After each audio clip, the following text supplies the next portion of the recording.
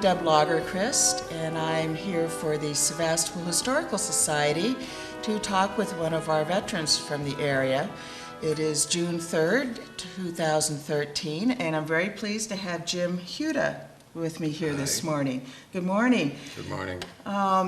We'll just start maybe with a little general information about your background, if you want to let us know where you were born and grew up and some of your early Sure. experiences. I was born in Chicago, 1933. You can figure the age. I went into the service in 1954. Most of my life I spent in Wisconsin, Wauwatosa area, and I've been up here since 1972, on and off, visiting, and then Joanne and I retired up here in 1998. So Well, that's it's good. utopia to me.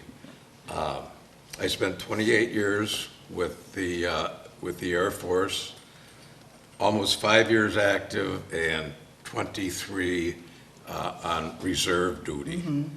Active reserve to the extent that it was probably 15 to 20 hours a week. So, Now, what led you to join the Air Force? Was there family history or? no, I was the first one in my family to go into the service. It was 1950, I was 17, and I was going to college. And I was graduated from high school in 1950, June 7, and the Korean War started later that month. I went off to university, and the war broke out, and I was concerned about the draft. And I did not know what to do, and I asked my dad, I said, what do I do? And he said, well, finish your university studies and then see what happens. So in order to avoid the draft, I joined the Reserve Officer Training Corps, The ROTC? ROTC, and if I kept my grades up and behaved myself, then I would be deferred. I would get a classification that said, you will not be drafted. But I had a commitment after 4 years. I was graduated in 1954, and in August of 54, I went into service with a 3-year commitment, which eventually extended to almost 5 years. I took a battery of tests my junior year, and they thought that I might be coordinated enough and able to fly airplanes. So I always had a love for airplanes from back in World War II and watching them fly overhead out of the Chicago area. So I decided, well, I'll try that. So in September, I was out in Arizona for the fall and the winter. I thought it was pretty nice. It was beautiful weather. And I had been in an airplane twice.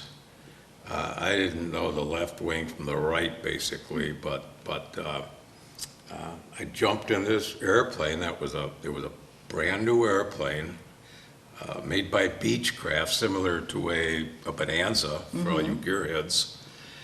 And I flew that, and I was able to solo in about 8 hours, and total of 40, and then they put me in a North American T-28 Trojan, which was about the size of a World War II fighter. And that was a lot of fun. I got 80 hours in that, and then I graduated from what they call primary flying school.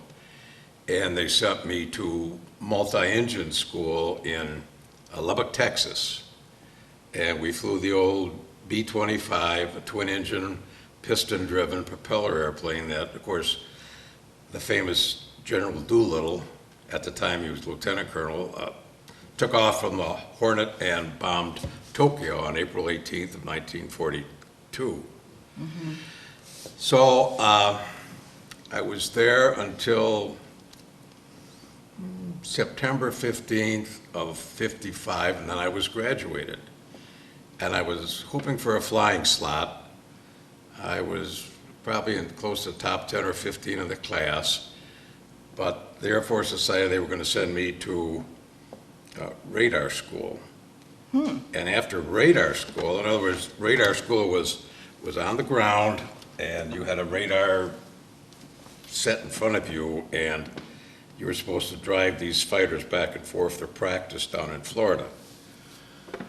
And I thought about that for a while, and I thought I didn't go through 13, almost 14 months of doing all this stuff and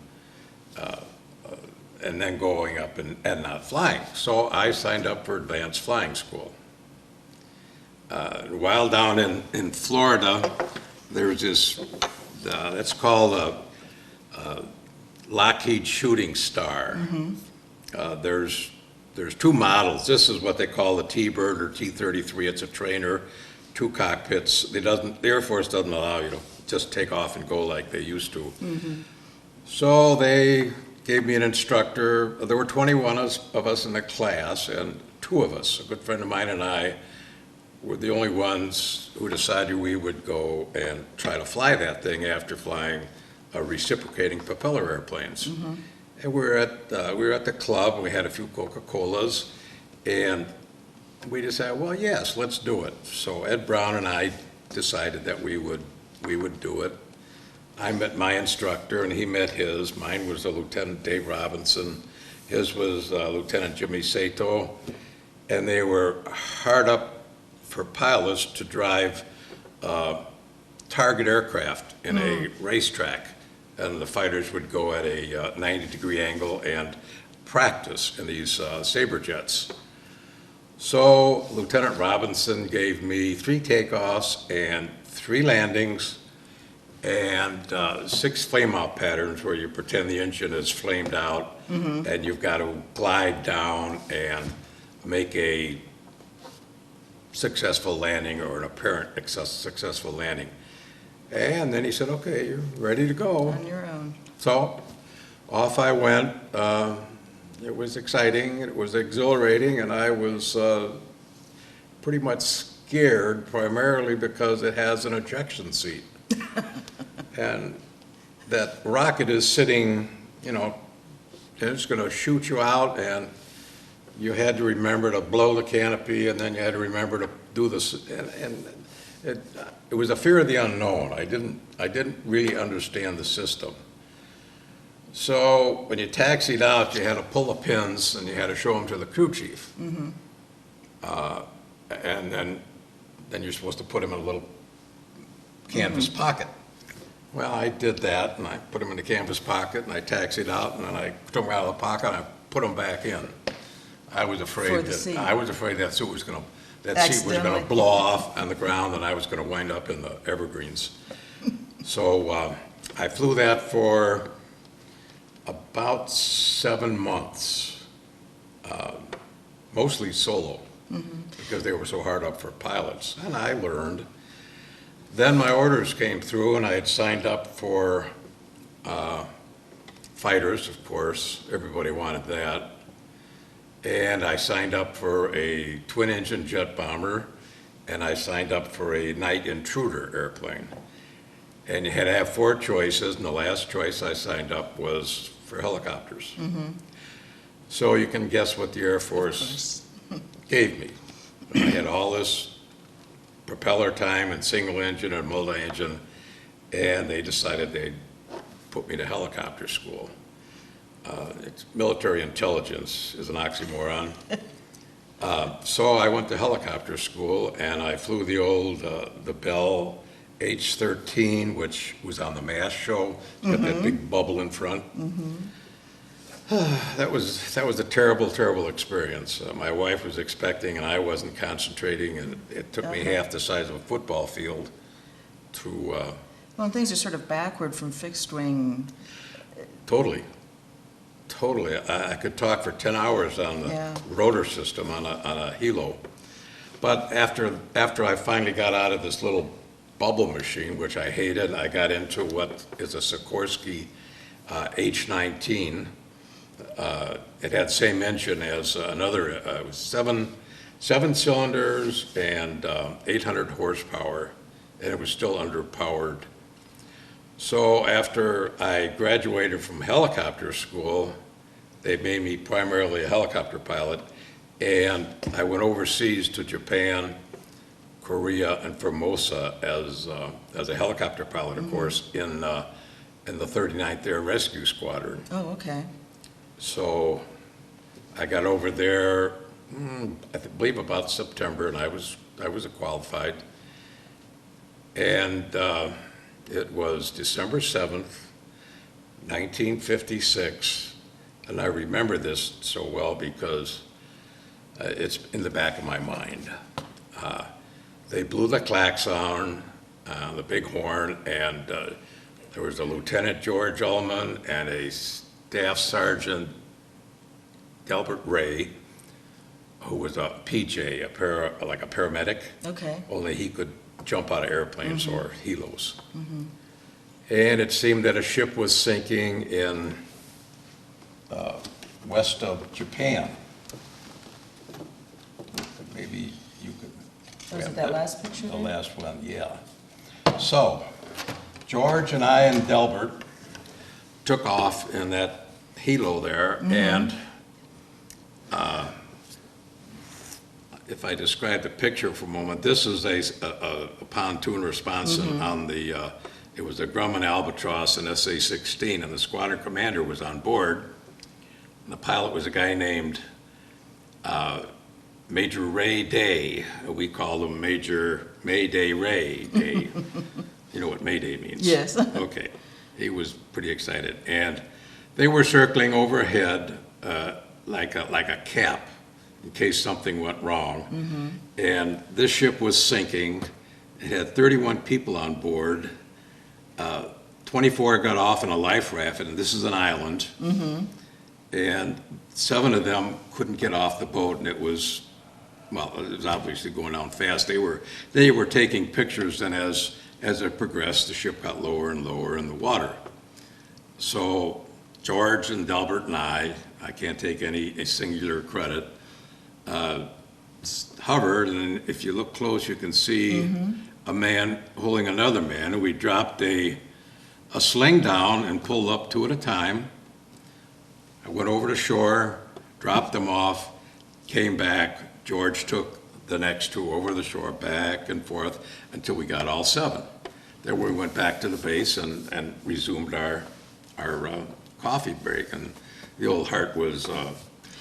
Now, is that difficult to maintain your hover when you've got something swinging around underneath you there? No. When you're pulling up, or that's... No, not- the problem was that we had a good hover capability because the wind is always better when it's on your nose, and you can probably see that the wind waves, is yes. kind of coming from this away or this away. The big problem, if you see the length of the blade from here to here, and you measure the blade from here to here, it looks like it's only a couple of feet from that mast. Well, if we hit the mast, that's it. Adios. That's why I was scared. My eyeballs were clicking at the mast and at the instruments, as was George's. We were pretty excited. But a successful rescue, so that's... Yeah, we got all 7 off and went back to the base and resumed our coffee, and then they gave me this certificate. And it says, it was me, I was a first lieutenant at the time, and I was given what they call the Winged Air Rescue Award emblem. And it was signed by none other than Igor Sikorsky. Oh, Who, wow. there are a lot of these out here. I mean, a lot of these certificates. But you had to do certain things to qualify. And the date is 7 December 1956, 15 years after Pearl Harbor. So they gave me a little teeny tiny thing to wear in my lapel. And that's the story of that. Is that what you... No, I'll show you later. Oh, okay. So about 2 weeks after we did this mission, the squadron photographer comes up to me and he says, here's some pictures you might like. And he had about a dozen like this, and he gave them to me. And I thought, well, you know, I put them away somewhere at home underneath a bunch of other pictures and stuff. And about 20 years ago, maybe 30, I pulled it out and I thought, well, I'll get it framed. And when I get scared of something, I kind of look at that picture and think, you know, it can't be that bad. It's not that bad. So then after about 14 months in Japan, we went to Korea and Formosa, what they call Element. 3 guys go over there with a helicopter, and we had several rescues in Korea and one in Formosa. Then I went back and got reassigned to Louisiana as just a base helicopter pilot. It was a fighter squadron base, and they were plopping in F-100 Super Sabres just all over the place. There was a new airplane, there was new pilots, and it was an interesting time down there. I pulled out probably, I don't know, 15, maybe 20 that had bailed out and everything from a cotton field to the swamps. There was a tanker that threw number 3 propeller off. It goes 1, 2, 3, 4. Now this is not the tanker, but Right. it threw number 3 off, and number 3 went into number 4, and then hopped across the wing, and their whole wing was on fire, and they crashed into the swamp. So they blew the whistle, and they called us, and we happened to have a radio on board that was tuned to the Louisiana State Patrol. I never got a ticket down there. And it was a guy named Clem Bailey and I drove up there in a helicopter, and we pulled these 7 guys out of the swamp by hovering in a river because the trees were too tall. So, and then I got out of the service and went to work for some Fortune 500 companies. And I had a 6-year commitment. I had 4 kids and a house and a big mortgage and a wife, and the Vietnam War was heating up. And I thought, well, golly, I did my almost 5 years active. And I knew they were going to call me up for Vietnam because I was a helicopter pilot and there weren't that many around. And it kind of felt like to me that it was maybe a little cannon fodder. I give those guys an awful lot of credit. I give the foot soldier, the Marine guys, the gravel crushers, all those, I give them the most credit because they had the toughest job. I sometimes sat in an air-conditioned office and drove around. So I decided that since I had a primarily helicopter rating, that I would join the reserves, and I had to do it within 2 months, and then get checked out as a co-pilot on an old twin-engine troop carrier, dropping paratroopers and things like that. So in 2 months, I got my qualification sheet as a co-pilot, and I took that piece of paper and I went to personnel and I said, please take me off my rating as a helicopter pilot, and please put me on as a co-pilot on a C-119 flying boxcar, which they did, and then I flew those for 2,200 hours probably in about 10 years. Where were you stationed then? Pardon? Where were you stationed during that? Oh, I was that time? stationed in Milwaukee Oh, okay. at the 440th, the famous 440th. Oh, yes. And I was basically home every night, except I was probably gone 30 to 35 weekends a year on a trip somewhere. This plane is known as a trash hauler. It hauls trash. It was a good airplane. And we got rid of the C-119 boxcars, and we got the A model of the C-130. This is not an A. They came from Vietnam, and most times you took off with 4 engines as required, and most times you came back with just 3. They were just really beat up, but we had great maintenance. They took care of it. And I flew this until 1982, when I retired and I got I have probably 2,000 hours in this machine, and they decided I could be an aircraft commander, and all you are is a manager. You sit there and you keep the co-pilot and the navigator and the flight engineer and the load man, you keep them happy. Mm-hmm. Co-pilot sits over there and he pouts, so you give him a landing. Loadmasters maybe had too many colas and he wants to sleep, so you let him sleep. So then I retired in 1982. When I came up here, I joined the Civil Air Patrol. I'm medically disqualified, but I did have a friend in the Civil Air Patrol who owned his own airplane. Okay. Just in case there are those that aren't familiar with the Civil Air Patrol, what are the duties and functions of that organization? Well, it's search and rescue, primarily. And it's also educating aerospace data, and it's also having cadets and being enthusiastic and advocating aeronautical things. I was a member probably until last December, and there's only so much that I wanted to do. I wanted to be able to drive the airplane, but again, I was medically disqualified. But my friend who was in the CAP with me at Civil Air Patrol had his own airplane, so he let me do whatever I wanted. Did the mission of the CAP change any after 9/11? Or did it still stay primarily a search and rescue? They got more intense, I would say. Civil Air Patrol got more intense. They're very strict, and they should be. A lot of the mission pilots have maybe 300, 400 hours, and they're safe. They have to be. They're given check rides. And they regularly go out, and I think the squadron here averaged about 200 hours flying a year, which is a lot. And these are all volunteers. You buy your own uniform. Sometimes you have to buy your own gas. The maintenance is taken care of. And if you do anything wrong, you've got a stack of paper to fill out. So, Rule A is don't make a mistake, and Rule B is follow Rule A.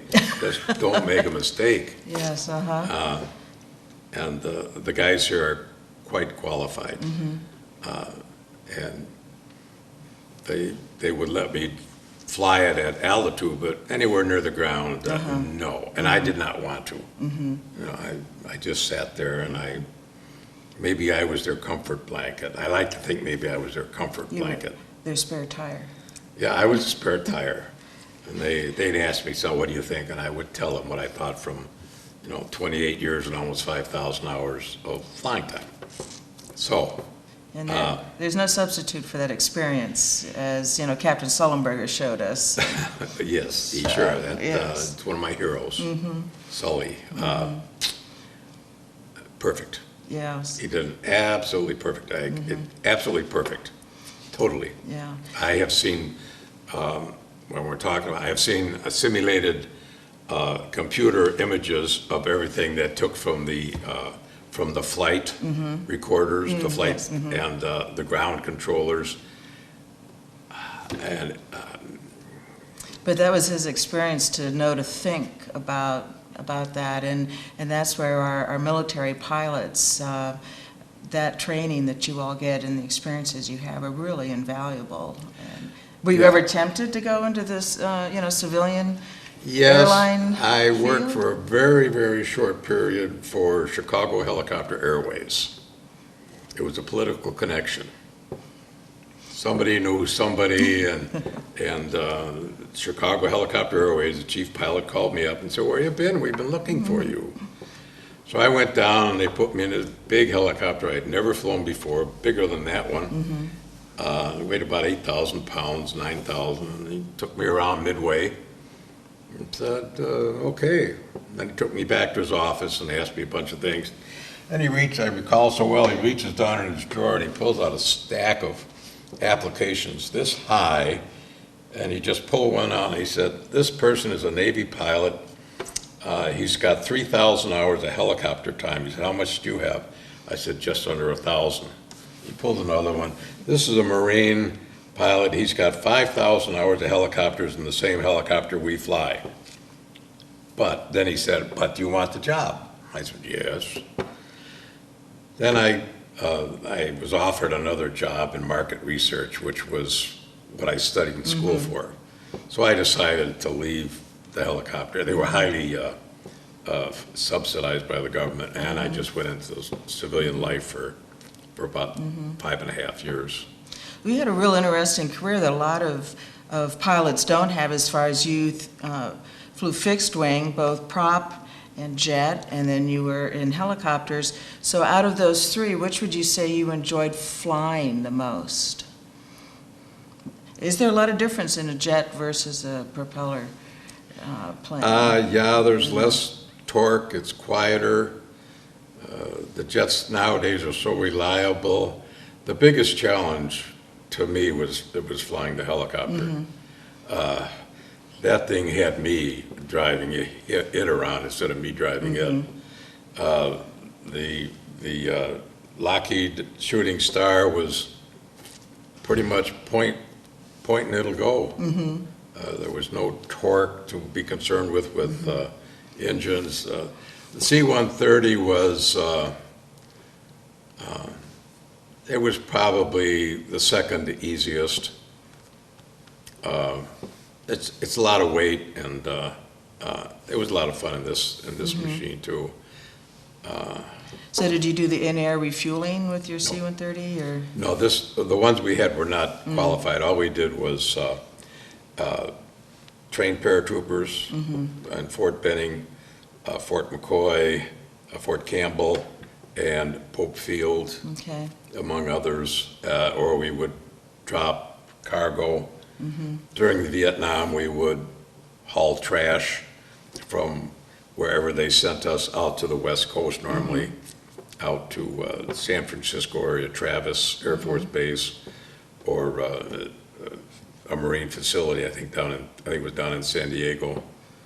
And we would haul passengers. One day I had, there were 26 generals who had 42 stars going to a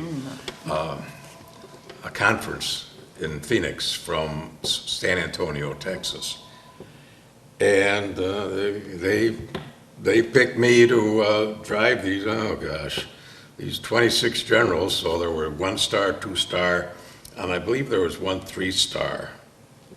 And I flew with either 2 or 3 of the generals out of Milwaukee. And they were in the back and I was driving, and it didn't seem to bother them. I thought they'd maybe want to have somebody with maybe 10,000 hours of flying time to drive these guys, but no, they and everything worked out fine. So. Well, I'd heard that the C-130s, if you had to fly them with just 2 engines, they were pretty airworthy. Yes. You can lose an engine on this, and you can say, oh, let's see now. Which engine is it? Are you sure? Okay, let's take out the checklist and let's go through it, blah, blah, blah, and let's shut it down. And everybody, la, la, la, take your time. I'm overemphasizing, unless it's on takeoff, and then it's boom, boom, boom, boom, and that's it.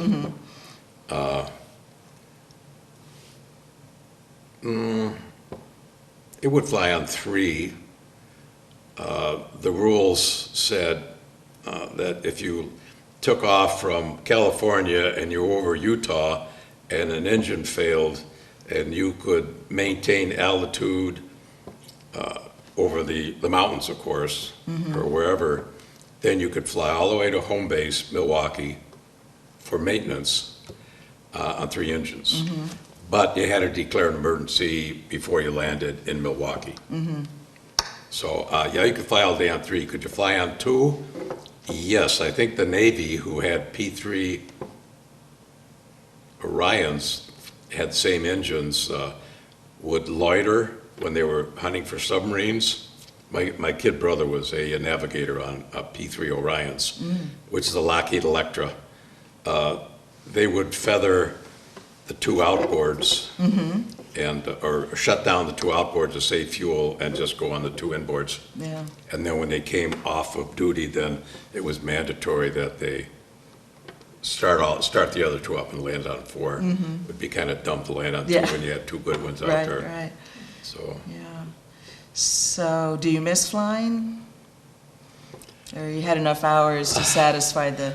I think I had enough hours to satisfy me.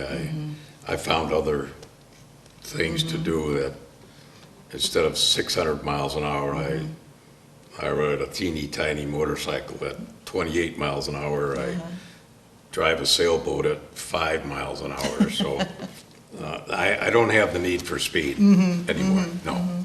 Now, did any of your children follow you into the service, or? No. No? No? So you were the only one that got the bug? I'm the only one that, avoided the draft and subsequently went into all this. But I did have a love of aeronautics when I was in grade school. And it was predicated upon the war at the time.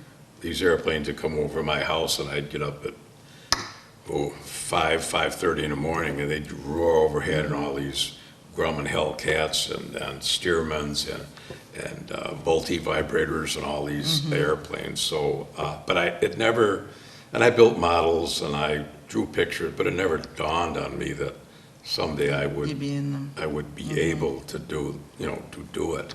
I was lucky. I was lucky. It was good duty. After a while, I thought, and again, I have a great deal of respect for the foot soldier and the Marine and all those guys on the ground, kick up the dust and crush the gravel, and everybody's got a job.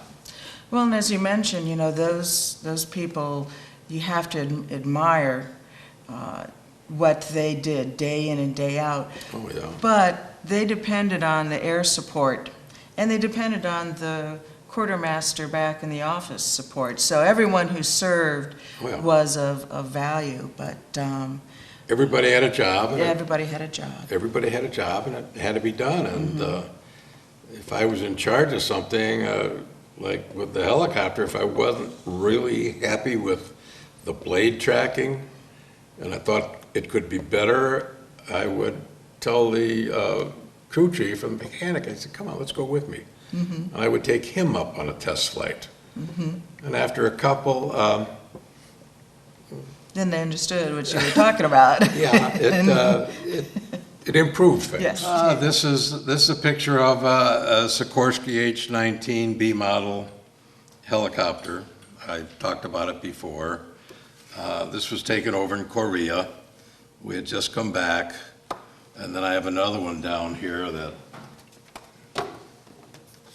is doing what's called an auto rotation.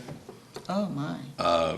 What one does is you pretend to throttle and the engine is quit, and you glide down with nothing but the inertia and the lift by the blades alone. And the blades are symmetrical, so they produce lift going up or going down. And you keep it up, and then you do a big flare, and then you get about 3 feet off the ground, and you pull up on a control stick and just set it down. This is I don't know if that's me. I think that this is our tent we lived in Korea, and this is our houseboy Juan. I can't remember, Juan something. And this is Wesley A. McCauley, a guy I flew with quite a bit. He was older than I. He was usually in charge. He was killed in a helicopter crash going after a crashed airplane in Japan. He was my best friend.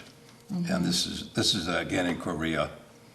Now, what area of Korea? Were you down near Seoul, or were you up closer to the DMZ?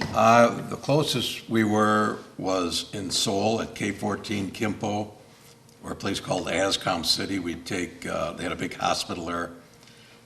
We were also at Osan-ni K-55 in mid-Korea, and then we were also down at Kunsan K-8, which is way in the southern part of Korea. and also at K2 Busan. We used to ferry these helicopters from, for duty over in Korea. We would ferry them from Japan to Korea.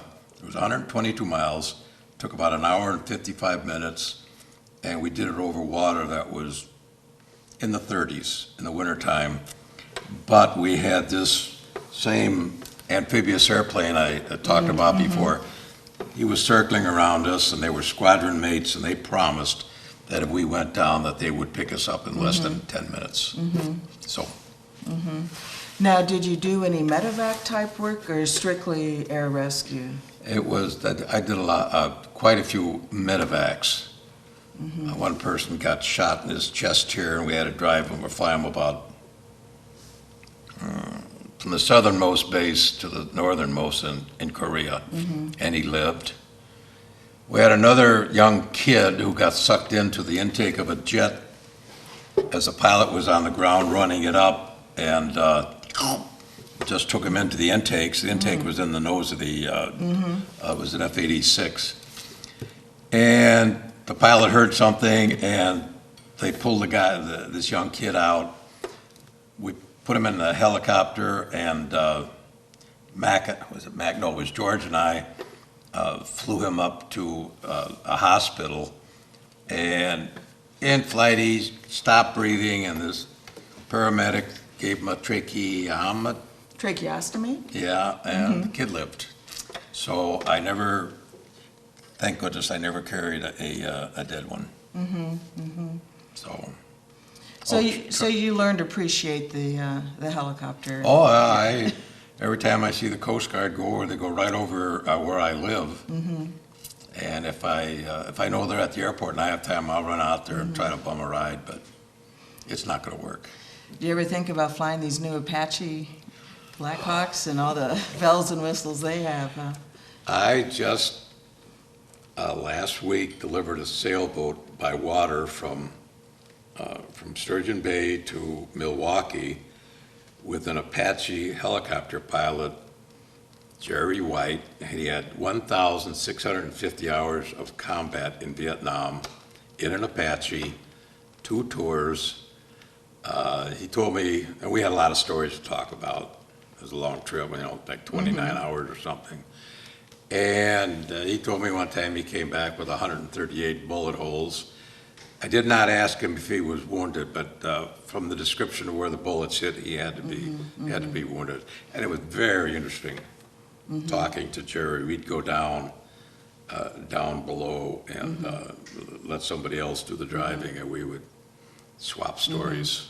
Now, you must have had did you have night vision goggles? You didn't have No. any of the infrared The Air Force capabilities? and the manual said that you are not to fly this in weather.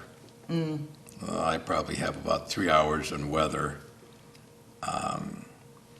One night I did put it in a cotton field 3 miles short of the runway because we were out of control, and I recalled looking out the side window in the left seat. I was co-pilot. The pilot in the helicopter flies in the right seat. And I turned on the light at the right time, and the left main wheel took about this much off a cotton furrow. And we put it down there, and Yeah. had to meet the base commander, and he said, "What happened?" And we told him. He said, "I'd go take a couple of days off." Oh. I was, we got caught in the fog.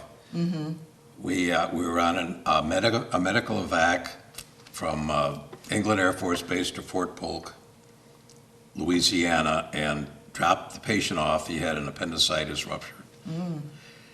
And then we were following the highway back, and the weather started getting really stinky, so who was it? Let's see. I set it down in a farmer's field. We walked to this farmer's house and knocked on the door and told him who we were, and of course he didn't, know what's going on here. And I called the base, and I talked to the weather officer. I said, "We're stuck down in the field. We shut her down, and what's the weather like at the base?" And he said, "Just a moment, I'll go outside and I'll check." And he goes outside, he comes back, and he says, "Well, I'm looking up at the moon, and it looks good." Now, anytime you look at the moon through fog, you're going to see it. So this guy almost cost us Oh, my.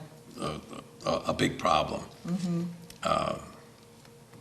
We had words, but Well, paying for a couple cotton plants as opposed to paying for a whole new helicopter, that was I don't think the pretty good farmer, trade. Yeah. yeah. So it was, we flew it on instruments, and Clem Bailey could fly it for maybe 5 to 8 minutes, and then vertigo. So was that the only time you had an unplanned landing? No. An unplanned landing with a base commander on board once.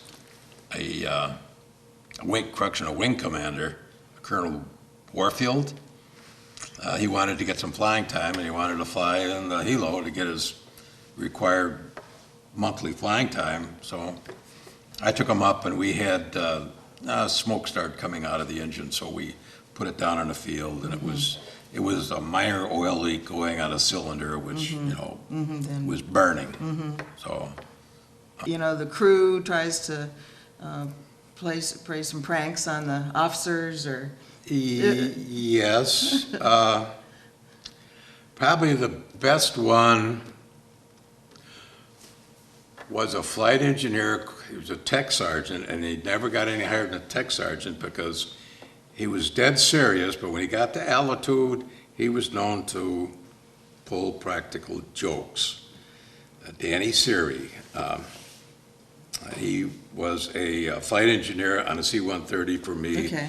and also on a C-119, which is a twin-engine, propeller-driven, piston-driven airplane.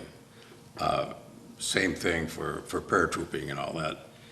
Well, we had about, I don't know, golly, anywhere between 15 and 40 Navy guys in the cargo compartment on this old C-119. And it was bumpy and it was rough, and Danny asked if he could be excused for something, and I said, "What are you going to do?" He said, "I'll tell you later." So he went down and he looked at all these Navy people that were sitting on bucket seats with canvas and, of course, an aluminum frame. You've probably been there. not too comfortable. No, they were getting a little queasy. And Danny comes down and he's rolling his eyes like this. And in the front of the airplane was a garbage can, a 30-gallon sized garbage can. And Danny kind of goes like he's going to retch, and he goes down and puts his head in the garbage can like he's barfing. And he's down there and he's opening up a can of vegetable soup. So then he puts the vegetable soup in a clear plastic bag. And then he finishes pretending that he's retching, holds up the plastic bag, and everyone knows what it looked like. And a bunch of the sailors got ill. Then he takes his bag of vegetable soup and No. drinks it. And that airplane was an absolute mess. That was Danny. Another time we had a bunch of Green Berets on board, and we were bringing them back, I think, from Greece. Yes, from Greece. And there were 4 people up front and 2 loadmasters in the back. And one by one, we put the airplane on autopilot, of course. And one by one, the crew came down from the flight deck and just sat down and started reading a magazine, Time or Look or whatever. And then the next guy, and there were 4 people came down, and this last guy came down with a string in his hand, just holding on to the string and doing things like moving it around a little bit. And one guy I noticed, I was sitting in the back also, of course. I noticed this one guy was really getting curious, and he was counting 1, 2, 3, 4. He knew there were 4 people up front. Who's flying the airplane? So he came up to either me or one of the other crew and said, "You guys are all down here. Who's flying the airplane?" And I said, well, that guy with the string over there. He went bananas, of course. It was, the only serious stuff we really, or funny stuff we really did was at altitude. Anything near the ground, it was dead serious. I was landing the 130 one day, coming over Lake Michigan and Laddish, down in by Oak Creek area in Milwaukee, and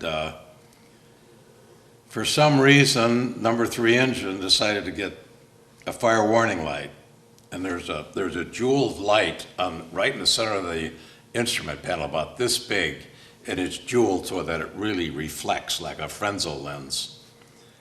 And when that thing goes off, it gets about this big. And it went off, and we were 20 seconds from landing. So I always told the crew that I flew with, if anything happens and we're really busy, I'm just going to fly the airplane and you guys take care of the emergency. Don't even bother me. I'm just going to drive the airplane. And they shut it down and we landed. We didn't even have time to call the tower and tell them. And we were queried later about, why didn't you declare an emergency? And the ruling is, if you have a big problem, there's a guy on the ground who can do absolutely nothing to help you, so why bother him to solve the problem?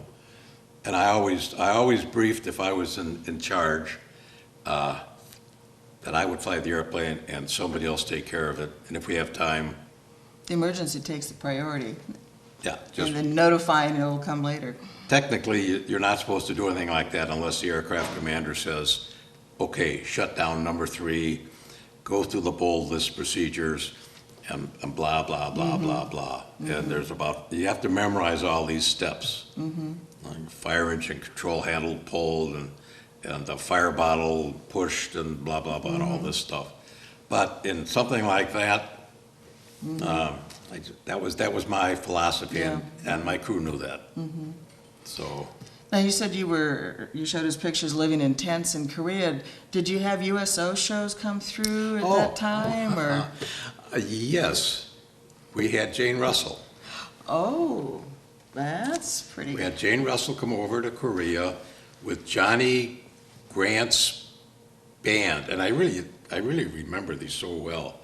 And they put on a show in an old auditorium, and the guys started stomping their feet so much and clapping and screaming when they were on the stage, singing and dancing, that all the dust started to come out of the ceiling, and they had to stop the show because they were afraid the building, I think, was going to collapse.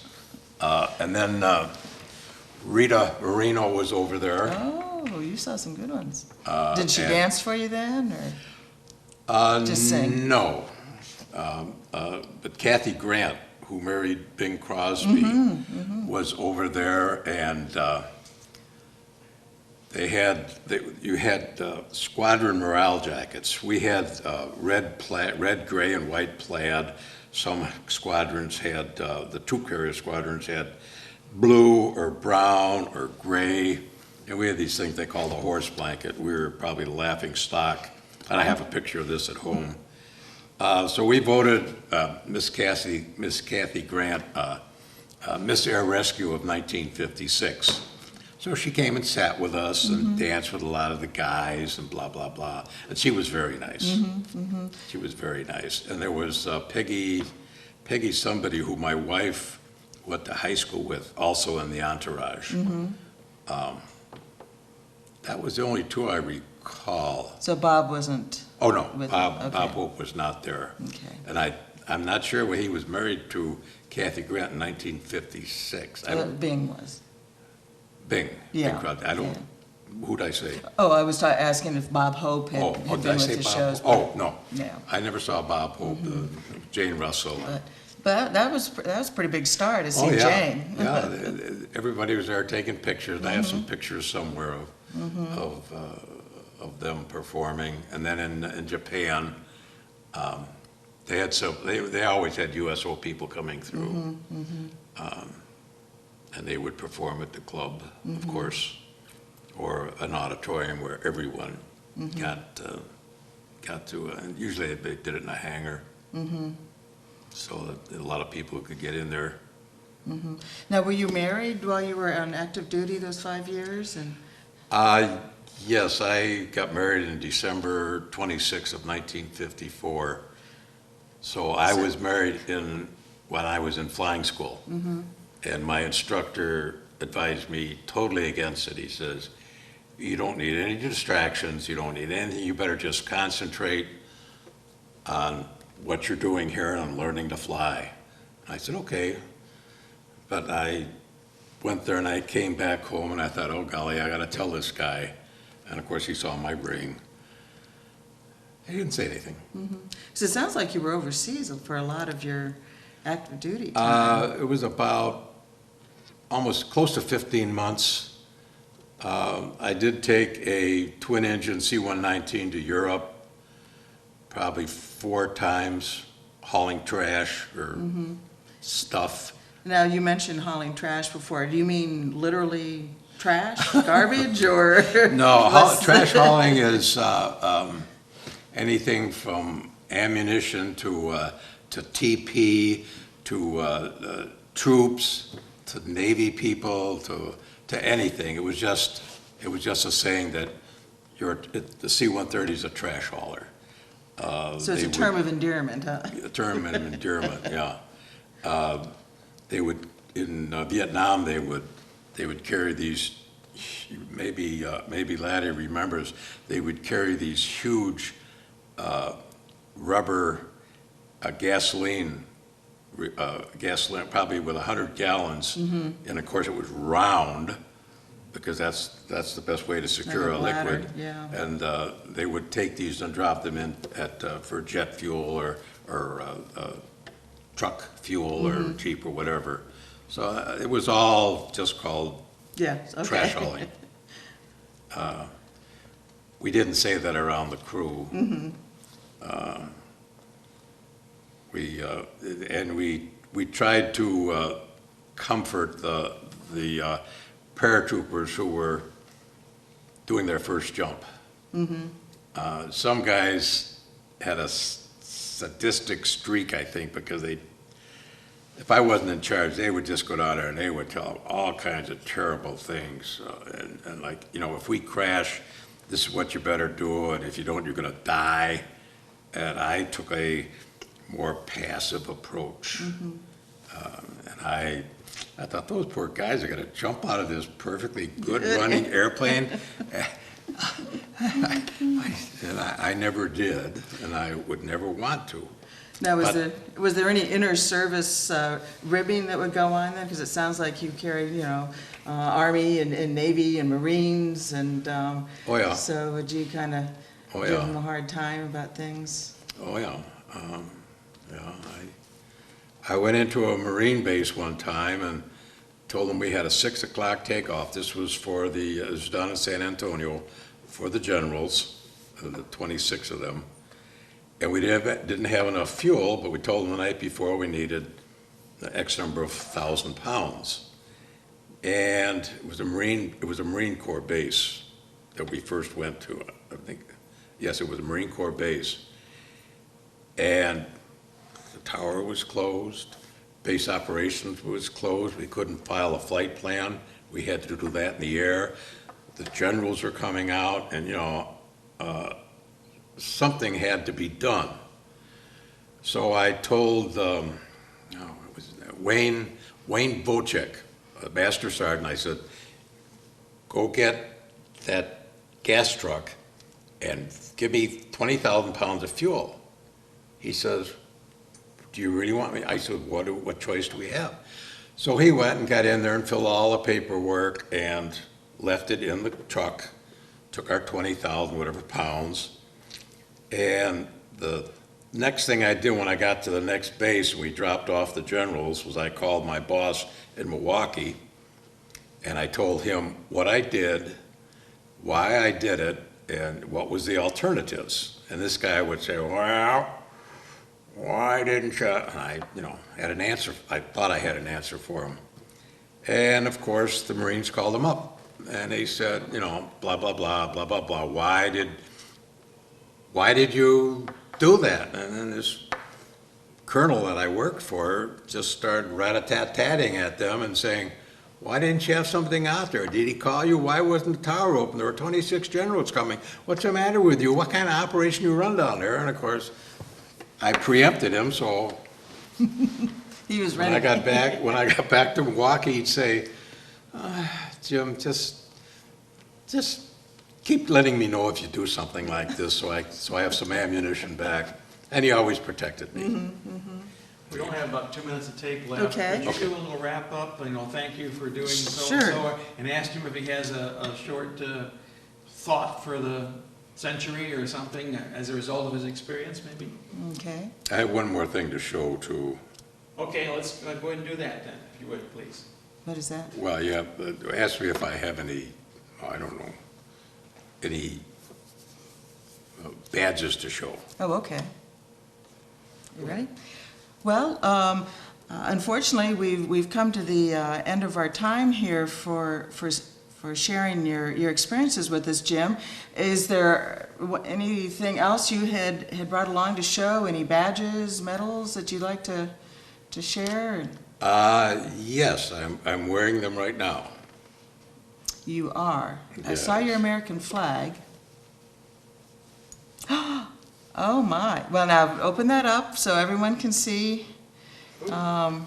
So you retired as a lieutenant colonel? Yeah, I retired as a lieutenant colonel. I got these two awards. I don't recall what for. This is my Sikorsky Winged S, which is my most cherished item from that rescue. When you start out in the Air Force, you start out with what they call slick wings. There's nothing on Okay. them. You get 5 years and you get 1,500 hours, and they give you a star. That means you know a little more information. When you get 15 years and 3,000 hours, then they put a wreath around the star. And then you're a command pilot. Then you can not even be part of the crew and recommend that things be done, but I never did that. So I Well, put these on. yep, you earned them. And so, looking back on your career and your time in the military and with the Air Force, is there anything that you kind of take away as something that served you in life? Any kind of a message to live by, or? Yes. Always do what you're told, although in the service you do what you're told or you have a problem. The Air Force taught me redundancy. If you lose one engine, what are you going to do if you lose the second engine? What are you going to do if the gear doesn't come down the first time? Well, there's 7 ways to drop a gear on that thing. Redundancy, which I use today. I go out on Lake Michigan, I have 2 radios. I have all kinds of safety equipment. They teach you what if. And it was interesting on this trip to Milwaukee with this Cobra pilot, he thought exactly as I did. I mean, he had 4 radios, and he had backup for everything, and everything was what if. What if the fog gets worse? What if this happens? What are we going to do? And I guess, I don't guess, I am a patriot. I fly my flag 24/7, lit at night. I have the black ribbon on it, because I can't lower it. So I follow all the rules, and I consider myself a patriot, and I wouldn't give up my years in the military for anything. I thoroughly enjoyed it, active duty and also reserve, because reserve I was home every night during the week. Well, Jim, I tell you, the community of Sevastopol is very glad that you retired here, and want to thank you very much for your time with us here today, but especially want to thank you for your service. And we appreciate your giving us your time here today. So, on behalf of the Sevastopol Historical Society, thank you very much, and have a good day. Thank you, and you too.